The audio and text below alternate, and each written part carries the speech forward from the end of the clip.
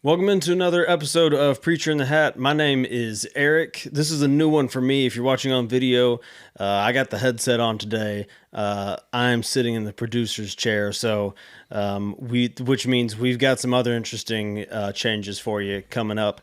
But first, cue up the intro. 10 seconds till Preacher in the Hat. 5 seconds till Preacher in the Hat. You are now experiencing Preacher in the Hat.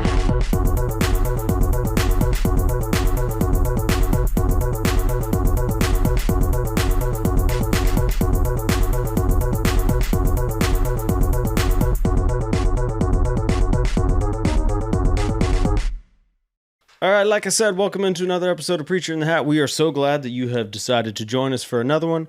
As I said before, my name is Eric, and I've got a couple of people with me who are usually here. We are without Derek again this evening. He decided to take a vacation, and we thought that was okay. But as usual, in the quote-unquote unofficial but kind of official preacher's chair is my dad, Steve, and he is with us again tonight. Hola. Yeah, as usual. So not as many claps. But I was wondering if maybe for this next person, we can get a little bit of noise in the studio because we finally did it. We finally did it, and we finally got Chris on camera. Woo! So give it up. Hi, Mom. Yeah, baby. Yeah. Mom. Yeah. Woo. Yeah. Yeah. Chris, did I get a pay raise while he's sitting over there, or what? What's up with that?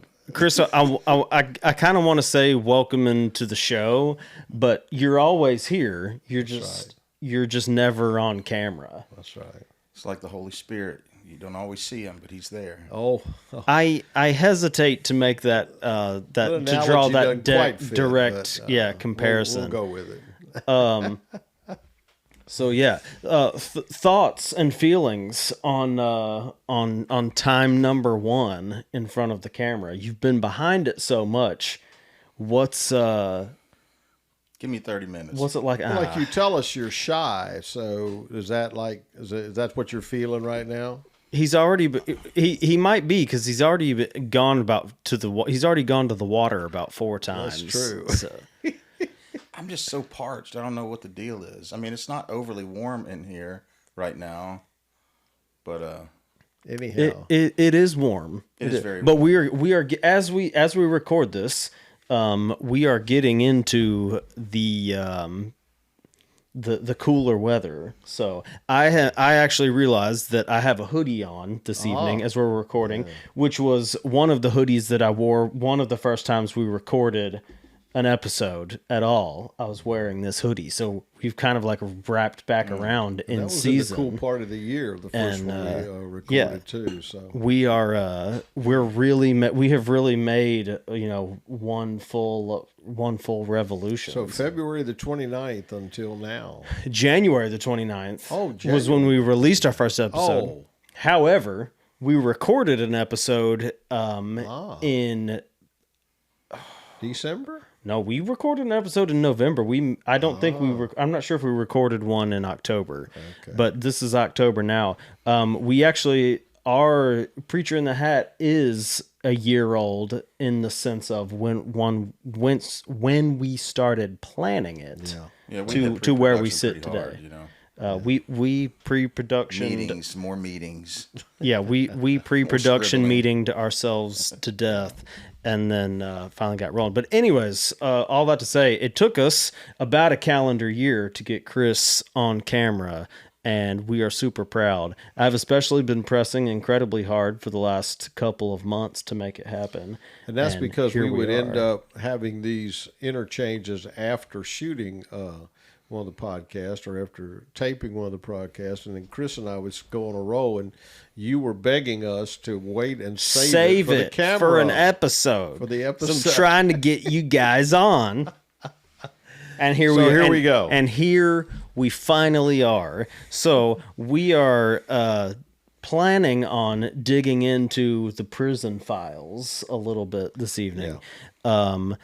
and figuring out, learning some stuff, maybe making some comparisons from today to the past. Because for those of you who don't know, and if you've been listening to us for any length of time, you probably are at least somewhat aware of Dad's experience in ministry, and especially prison ministry, which dates back a very, very long time, late 70s, early 80s, I believe. So lots to draw on there. And Chris is the man to help us comb through some of that.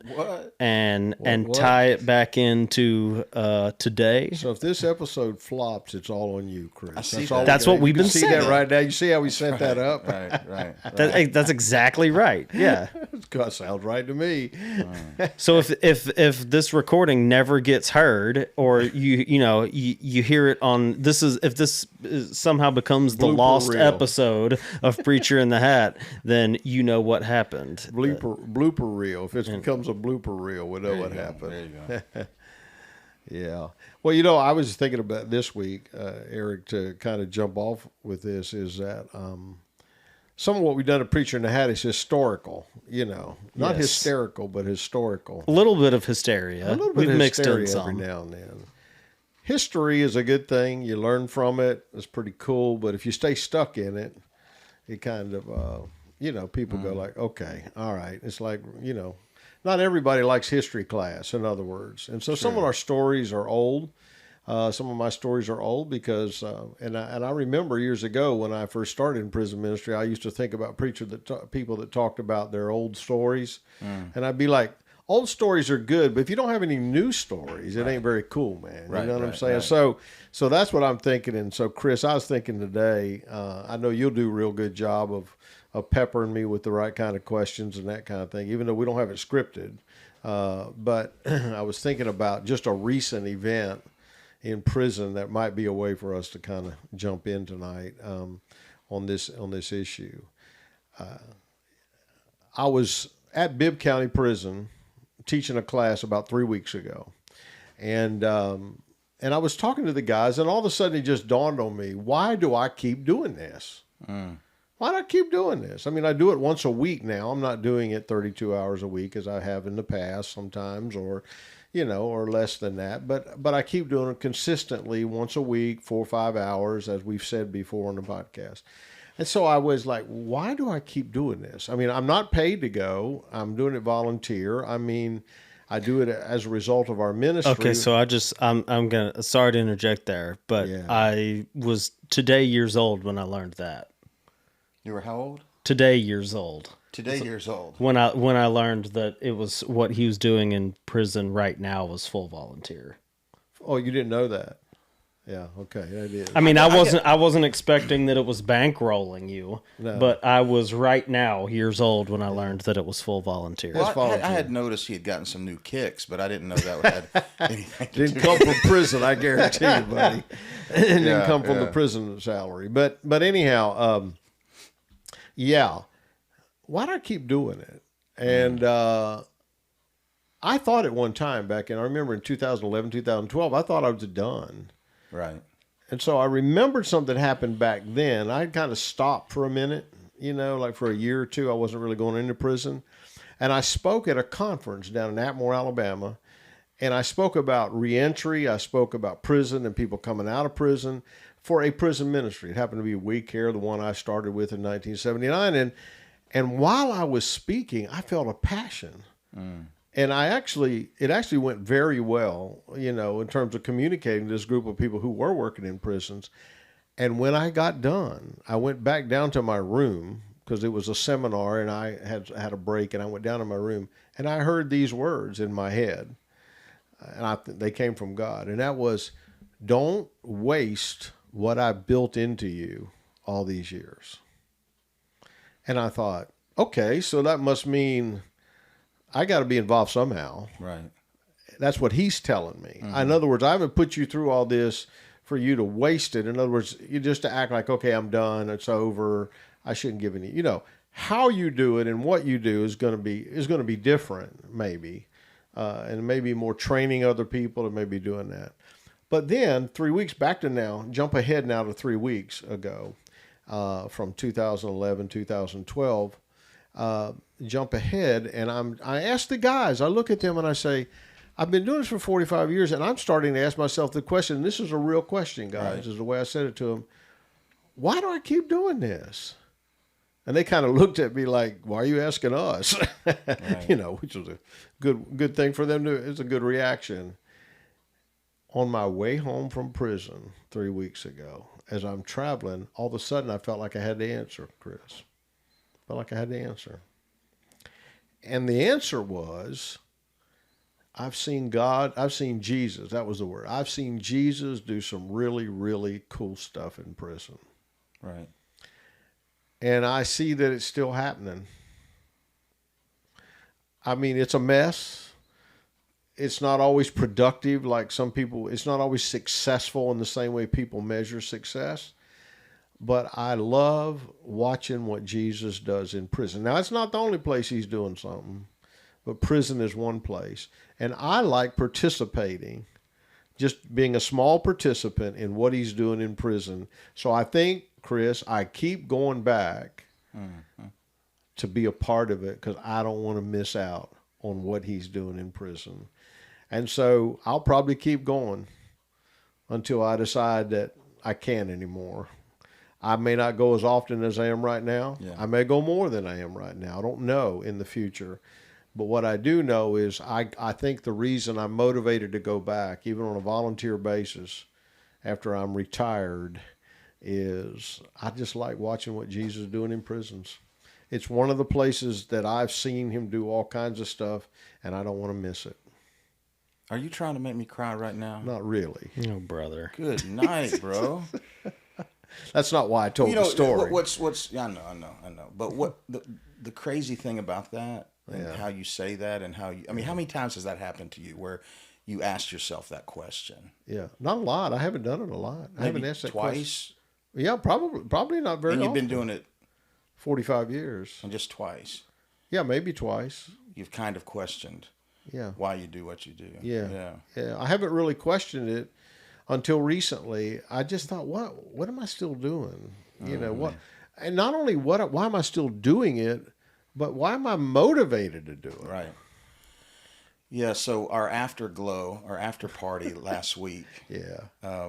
which is Eric is spot on. I mean, we have some of our best stuff where we're not rolling the cameras. You know what I'm saying? But That's right. you had asked a question, and it kind of hurt me to hear you say it. Okay. But it was honest, right? Okay. And you said, "Does anybody care about this prison stuff or these prison stories?" And I couldn't believe it. I couldn't believe that you said that. Not because it hurt me that you had that in your heart. Okay. For a gotcha. reason. And then you went on to explain, Yeah. you know, why you asked that. Yeah. And because you've always been an enigma to me in a beautiful way. Okay. You want to hear why? Yeah, I guess so. You ain't got a choice. Might as well now. Because there is this idea I think people have, and my wife works in prison, you work in prison, and I know nothing about it, and I know nothing about reentry, or I know we're all broken, and including yours truly. But one of the things that I was, there's this thought sometimes that people get, like, you have had to do this to minister to that. Okay. You know, like you can't minister to a person who that has lost a child unless you yourself has lost. Oh, a I child. see. You Yeah, know what I unless mean? you've had the experience. You're And you just talking have about. Yeah. exactly. Yeah. And I think I even grew up with a little bit of that. So hey, look, bro. Unless you're covered in tats, don't be coming over here. Yeah, and you know what I mean, or Yeah, whatever. right. Right. And that's not the way the Lord operates. Yeah. And when you said that to me, because the enigma part that I'm talking about was like when I first met you, and you said you had been working in prison and whatever, and I'm like, this guy, as far as I know, hasn't done this. No, I haven't. And hasn't done that. No. And I haven't grown up with him, but I don't think he's done this or that. Right. You know, and we can keep going, but Right. and yet he's ministering to people who struggle in all of these arenas, and that was like, and I'm still trying to figure that out. Yeah. You know. Right. Well, you know what's interesting? I hadn't thought about this until right now. But it was early on in prison ministry, I wondered why I had such a passion to go in, because I had not lived the life that most of those guys had lived. You know, as I heard their stories, my story and their story was really different in many ways. So I remember guys would say, "Oh man, Steve, you know," I remember one he was an old-time convict back then. He told me he was 38 years old, a white male, been in California prison, and he was in the lockup, and I would minister to him, and he said Longenecker's lying. And I said, well, you know, it was like, what do you mean Longenecker's lying? He said, he tells us he's never been in trouble. He's never done this. He's never done that. But he knows that this is his words. This old convict, been in prison like 18 years at that time. He said, Longenecker knows too much about a convict to have not been in trouble himself. And I thought, well, that's weird, because my life experience does not align with them. What is it that he feels from me that feels a kinship? Why does he feel a kinship with me? Because our lifestyles were so different. Right. All right? Because he had been in trouble since he was a little kid, juvenile, and then into prison. And one day, I remember now that I was talking to God about it, and I remembered this. I grew up in South Georgia, a little Mennonite boy. And that meant that we dressed funny, we looked funny, we didn't fit into the mainstream culture around us. Now, you know, we went to school with everybody else, we lived in communities with everybody else, but we were really looked at as very, very odd, almost freakish, you know. And while that group of people in Georgia embraced us, you could still feel like we didn't belong. Right. You know, we had some weird theological beliefs to them. You know, our culture was so different. We didn't have television, for one thing. You know, stuff like that. You drank fresh squeezed lemonade. Yeah. Crazy. And nothing else. Crazy stuff Crazy like stuff. that. That's right. Crazy stuff. But then I remembered that I too, Chris, all my life growing up, did not feel like I was a part of mainstream culture. I felt like an oddity. I felt a little bit like an outcast for a different reason than the guys that I was ministering to now had always felt the same way. I would hear their stories. They felt like they never fit. They felt like they never belonged. And I think my kinship with those guys and my passion to be connected to them was on that level of we both, while we had widely divergent backgrounds, we had a similar thread that ran through their life and my life, and that is we don't really belong anywhere. And somehow I felt a kinship with them, and that has proven to be true all through my life. Right. That because of those early life experiences, I feel like I can connect with the people who do not feel they belong, because I never felt like I did as a kid. And what a kinship it's been, because I've heard you tell so many stories, just us talking, and way pre-podcast about, you know, you'd talk about this guy and that guy. You weren't, these were relationships and our relationships. Well, they were like my people. How could they be my people? Right. You know what I'm saying? I don't mean I was better than them, but I mean like my lifestyle was so different from theirs in one way. How could this? But it felt like these were my people. Like when I'd walk into prison, dadgummit, I felt like I was at home. What is that about? Yeah. You know, I mean, their lives were full of drug addiction and alcohol addiction, or the effects of that from somebody else in their family. I never had any of that. I never drank. I never used drugs. So how could these be my people? But he put that. I mean, I remember you telling me, and I'd like you to share a little bit about the first time. I didn't realize you were so young when you started, and how that even came about, because like you said, you didn't run, like it wasn't any connection you had other than the fact that Jesus put that in your DNA in some way, shape, or form. And I mean, you're tearing up right now. I am. About how it feels like home to you to go into that place that most people would feel like, I want to get the bleep out of here. And you're at home. That's right. You know, it's crazy.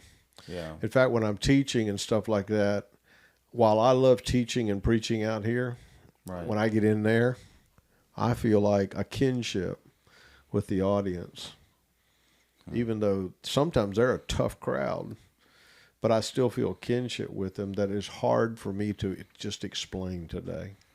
Well, I'm about to use a word that's going to scare you, Okay. Oh boy. Oh boy. but that's an anointing. Oh. Okay.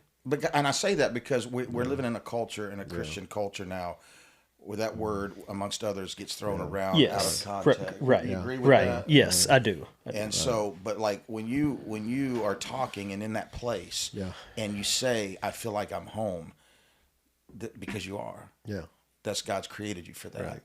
and He didn't have to. He didn't have to have all these dirty experiences for Him to prepare you. No, you didn't. And see, that's the glorious thing when I see and have talked with you about how you haven't had to,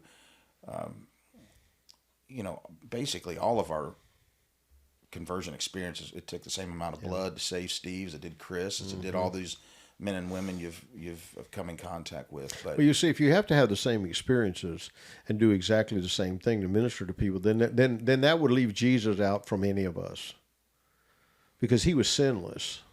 None of us are. I certainly wasn't. yeah, But he was sinless, and yet he can effectively minister to us because he was tempted in all points like we are, yet without sin. Right. So we have a high priest who can sympathize with our weaknesses. For some reason, I can sympathize with the weaknesses that the guys in prison have. Somehow or another, I've been able to do that. Well, you can call it anointing, whatever it is, life experience, all of that combined probably. right. And it's kind of crazy where, we don't have somebody who does, when I look at guys in prison, I'm like, oh, I understand it. I understand how they got here. It's not like, I can't believe they did that. Oh my God, I can't believe it. Oh, that's crazy. I would never do that. I've never had to battle with that. Right. Never. Because I understand that I was tempted in all points like they were. I still would, but I sinned too. Right. I sinned differently, but I still sinned. Yeah. Yeah. I was thinking when you were talking about that, I'm sure that it's like any population of people. I mean, there's people there that you just like you feel super connected to, and some that irritate you and whatever. Right.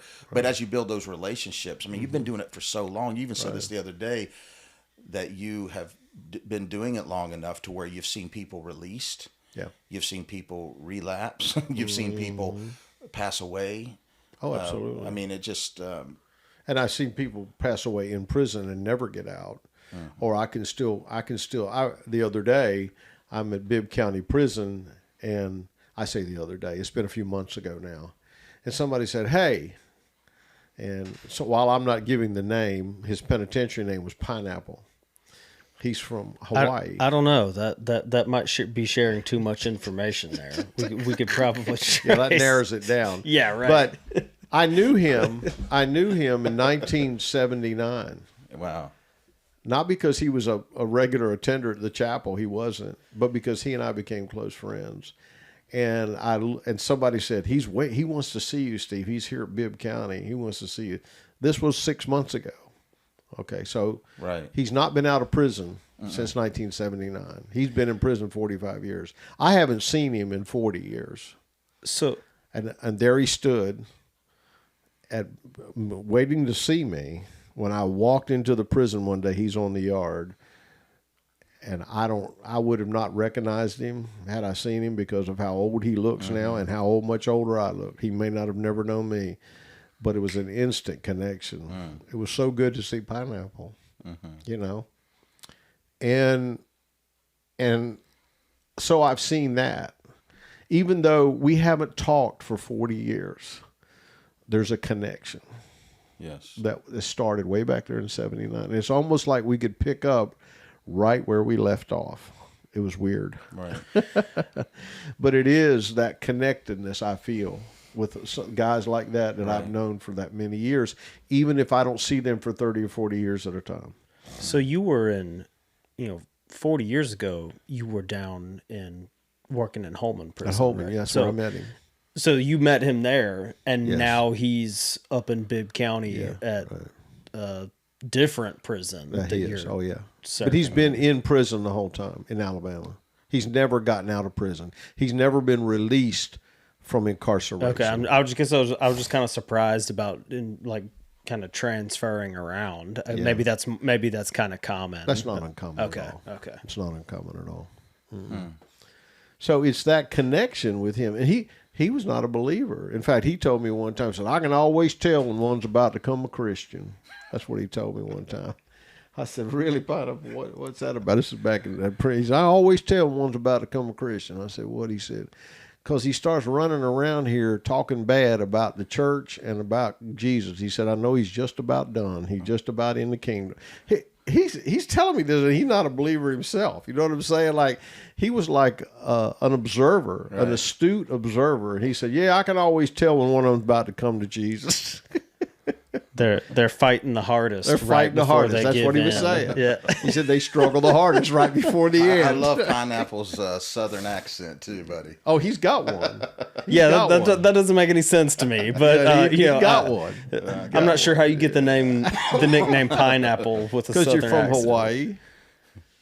He's Yeah. Hawaiian. Yeah, but no. I meant I'm not sure how you come across the nickname Pineapple when your accent is southern. Well, maybe when he came in. So you get you usually get your prison name when you come in first. Well, there you so go. probably when he Okay. hit the ground running in the late That's it, 70s. yeah. He probably didn't sound quite like he sounds now. So and he was from Hawaii, so that's all it took. That's all for it the takes. nickname. Yeah. Yeah. It didn't take long. I mean, for like that whole- I don't even know what his real name is.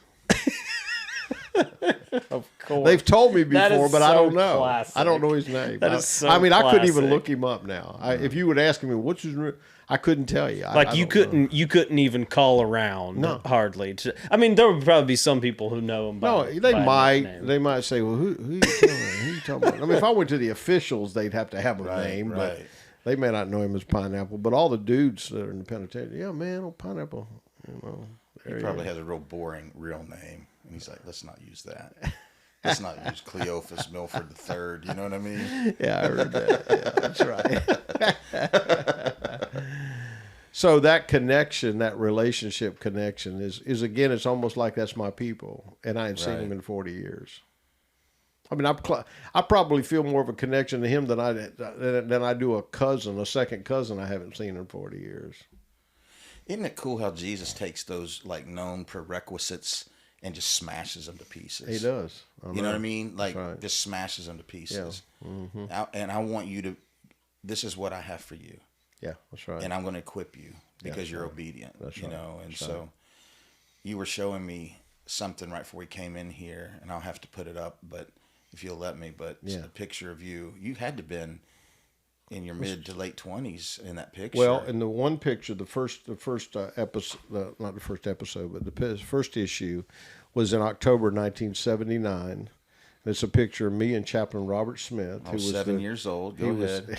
And I was 22 years old in that shot. I was born in 1957, so I turned 22 in March. I came to that prison in June of 1979, and this issue was in October of 79 is when it came out. And I may be making this up. Okay. Because I make stuff up sometimes, not on purpose. I do. But did you tell me one time that when you got into going into prison, that your family wasn't that wild about it, or they didn't really say much about it, or didn't ask you much about it, or was it? Maybe I'm thinking of something else. No, what I felt was not that they were opposed. Certainly, like my wife Lenora. She's always been supportive of me being there. So I've never felt opposition from her. And I don't mean or Derek anything and like Eric that. because they weren't even around. They were not back around, in the and day. they were not even a gleam in my eye at that point. What? Hey, brother. and but anyhow, but there wasn't this.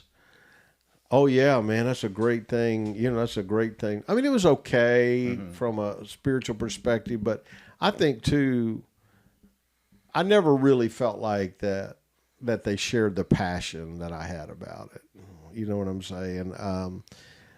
I was careful because I was also pastoring on the street at the same time. And one of the things I did not want to do is, as a pastor on the street, we call it, in Atmore, Alabama at that time, I didn't want to make the other people who were not necessarily had a calling to be in prison on a regular basis. I think everybody ought to go visit a prison, a believer, because Jesus said he's in prison. You need to come visit him. Right, right. So you need to go see him once or twice, like Derek and Eric did when they went down to Holman. They went in to see Jesus, for that day, 14 years ago.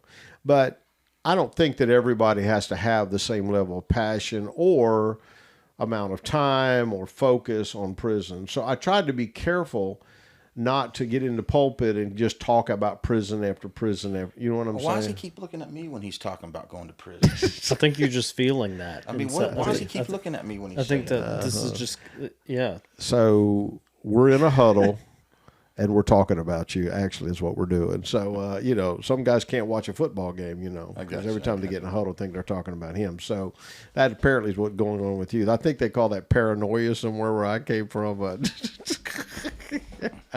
But anyhow, I'm not talking about you, although it might include you. It's kind of like a shotgun. I'm kind of firing it out there, and if a little shrapnel hits you. Yeah, right. Okay, that's part of it. But so I think I tried to be careful not to just make it the main focus. Mm-hmm. Like even on this podcast, Eric, when we talked about telling prison stories, I said, I don't want to become a prison podcast. Right. You know what I'm saying? Yep, I want to that. tell those stories because those are part of the stories. And you all did so well when you wrote out that, you and Derek wrote out that, we believe there's a story to tell. Mm-hmm. You know what I'm saying? And so there is a story to tell, but I didn't want my whole life, my stories to be like my whole life was prison, because it's not. Prison Steve. Yeah. Didn't want to be Prison Steve. Prison Steve, that's right, yeah. Prisoner in a hat. But anyhow, prison chaplain in a hat. But the idea is, so I guess I didn't always share it with my family because I didn't want them to, I didn't want it to become I don't want it to become my identity, my total identity. No, I get it. That makes sense. Yeah. That makes sense. That could be. Yeah.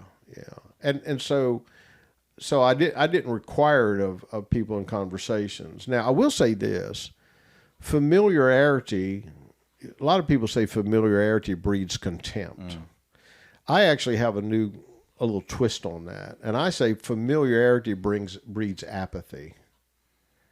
It's like if you become familiar with a story, you become apathetic to it after a while if you're not careful. Even something like, I think about Jeff Shelnutt's story. If somebody heard that story over and over again, it would not have the same impact as the first time they heard it. Oh, yeah. You know what I'm saying? And so I think for some of my family and so forth, I had so many stories and I told so many stories that I think sometimes it led to not intentional apathy, but a little bit more like, yeah, I've heard that before. I think maybe you saw even a little, you probably get a little bit out of like we were talking about this and getting into this kind of stuff in the podcast several weeks ago, and I remember sitting on the couch when we were having some preliminary discussions, and Chris, you're just super locked in. You, of course, had made some kind of joke to me and Derek about, like, you guys, are you guys hearing that? Hearing this? It's like, well, yeah. It's like, I love it. Let's get it on there. It's like, but yes, I have heard a lot of this stuff, quite a few times. And so it's not that it's not important, but yeah, there is there really is some of that where it's like, oh yeah, I've heard Dad tell the story before. That's right. Yeah. Mm-hmm. Yeah, and so I think some of that was maybe why there wasn't ongoing discussions about it with family all the time, or that I felt like sometimes maybe, if you talk to somebody, like, for example, you have not heard the stories that I'm telling, you know what I'm saying? And so for you, they take a little different, oh, okay. Like some people who listen to this podcast on prison, they might say, oh, I've heard Steve's prison stories before. But then there'll be other people on the podcast who say, I've never heard that. Or you learn something new, like Eric did tonight when he said, I didn't know you were a volunteer, that kind of thing. Right. So there'll be new bits and pieces of it. But I want to read something to you that I wrote in 1982. I like this. That I think really, really kind of pulls it together for me about why I continue to go back to prison. I wrote an article for this newsletter, in 1980, May of 1982, and the title of it is Holman. Now, is this is for, like, this newsletter is what? For the ministry that I was working with at the time. I got you. I was paid at this time Okay, big by money. this ministry. Okay. Not big money, but I was paid. And I wrote it, God's Movement at Holman is what I wrote. Now, there's a lot here, and I won't read the whole thing. That'd be way too boring. But I was writing about a movement of God's Spirit. And this is what I want you to hear, this part, because I think it's connected to what's doing today. And so it's really kind of cool. When I found this not too long ago, I thought, I wonder what I was saying back then. Listen to this and see if it sounds like anything you hear from me now. What are the results of the movement of God's Spirit? 2 words describe it: change lives. I would be glad if you could meet Johnny, Ricardo, Howard, Millard, Otha, Robbie, Brad, Larry, Johnny, Willie, Jesse, and others. Then you would know why I say it is exciting to be a part of God's movement at Holman. You would be excited too if you could meet them. It's it's the miracle I've seen Jesus do over and over again in a place where, as Eric said on one of the last podcasts, what if you go into a place that has little hope? And Derek and Eric talked about this about when they went to prison, to Holman, that there didn't seem to be a lot of hope there. And so it's a movement of God's Spirit changing lives in an environment where there is usually little hope. That is a miracle. Because the only hope that can come is not from the circumstances, not even from a future in this life of being free. At Holman Prison, most of those guys I just read to you had life without parole. And some of them came off a death row. I still remember almost every one of these guys.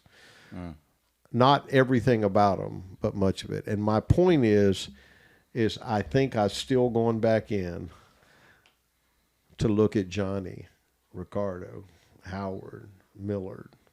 But now they're Nick and Elliot.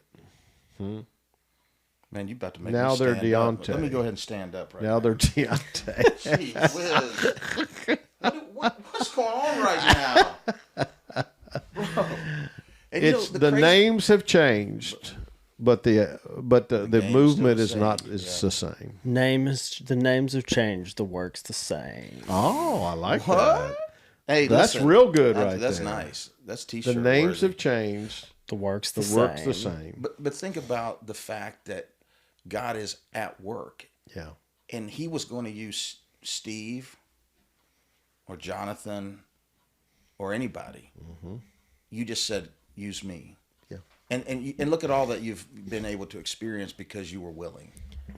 You know what I mean? Yeah. Somebody has a really cool thing that he doesn't call the something. He calls the, I don't know, I forget what it is, but it's where he equips the called, or you know what I mean? You know what I mean? And so there's people that, He doesn't call the equipped, he equips the there called. you go. There you go. Yeah. I knew the preacher could get it, right? Sometimes we think he calls the equipped, Right. but he doesn't. He equips the called. So here's what you're kind of stealing my thunder for being able to tell you no when you invite me to go to prison with you, You're not a called. because I'm gonna. He's chipping away, man. Dude, It's keep you chopping. are It's like Greg Schiano. you He said, are- just keep chopping. Just keep chopping. I'm about ready to bring out the big axe. Are you? Yeah. Well, I've been using the little tiny axe. Well, I told you I'd go, Yeah. and I'm gonna go. Good. That's it. There's nothing more. There's not like a punchline. It's just that's Okay. it. Good. If you Come get me on. past the criminal background check, that's all. That will be a feat, and it'll be a challenge. know some people. and it'll be a hurdle. But You I probably think we'll know be some all people. right. I think Okay. we'll be all right. Yeah, I've taken you don't have to have to go back into a prison. You do not have to be your background check does not have to be clean as a whistle. In fact, people that have been in prison, I take them back in with me. Is that right? but they have to be out for a certain. There's criteria. You know what I'm saying? They have to be out for a certain amount of time and that kind of thing. But they have to be sure they're not on probation and parole and that kind of thing. Can I smuggle pork rinds in? No, you Eric? cannot do See that. see it's gonna be some minute, absolutely off the wall thing that keeps Keeps him out. Keeps That's him right. out. That's yeah. right. That's right. And, Don't and- talk about that in the interview when they Don't interview talk you. about- don't be Don't munching say on I'm going pork to be. rinds. Is it okay for me to smuggle pork rinds? Don't. The Let's word stay away not f- to use when you're going into prison Smuggle. is smuggle. See, I said words not to use like smuggle or gun or weapon or violence or let's Yeah. see if we can stay away Or from bomb some of those or, triggers, or cell phone or something like or that. break out.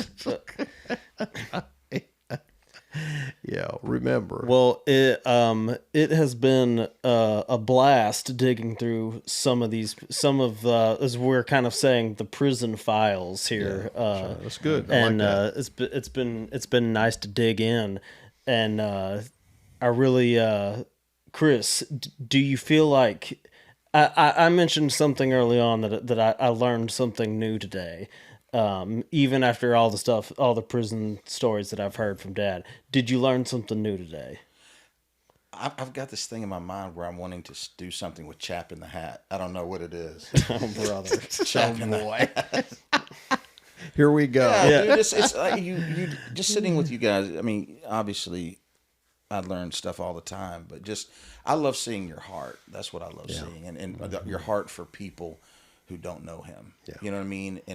And not treating, like, every time you've ever talked to me about people in prison, you've always gotten emotional and you have a connection with them. It's not, you don't treat them like they did this or they tend to do that, or it's not it's just you love them. They're just part of your life, and it's great. I love talking to you about that. It's true. And sometimes it's weird when you walk into prison and you feel like I'm at home. That's weird, man. And I've never spent a night in a prison in a cell block. I spent a night in an all-night prayer meeting in a prison chapel. But to think that you've never lived there and yet you feel like you're at home, That's a Jesus deal. that's a Jesus deal. And so we were talking about earlier that all the way back to 1979 was that your first year in. Yes. All the way up to 2024. All those names are different, locations different. You're in different prisons now, but the work is still the work, and that's always been the case. So, for Steve and Chris, I'm Eric. This has been another episode of Preacher in the Hat. We'll see you next time.